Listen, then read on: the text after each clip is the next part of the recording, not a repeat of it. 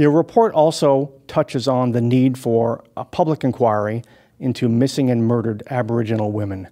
Tell me about what you think that inquiry ought to accomplish, how it should be set up, what its mandate should be. Well, I think they need to develop a very clear mandate for the inquiry, and part of that mandate is about ensuring that the families who are involved in the situation of missing and murdered Indigenous women and girls understand the limits of an inquiry, but understand as well how the inquiry can benefit them in terms of what they will eventually learn from it, and that the inquiry will, in fact, commit to providing them with that kind of information. We suggested that the mandate should begin by asking itself the questions that the families are asking.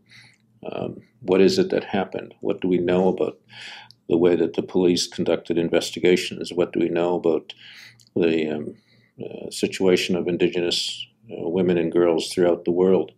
What do we know about the relationship between the missing and murdered women and the sex trade? So all of those things, I think, are important to an understanding of why this is happening in such large numbers.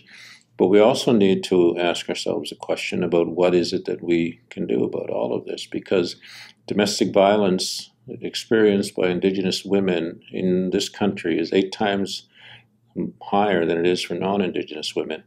And that is often the case within family environments, within family settings. And what needs to be done about that and what can be done about that? Part of that is educating young men, that's granted. But at the same time, it's educating people generally about their relationship, about how to conduct themselves properly in a relationship.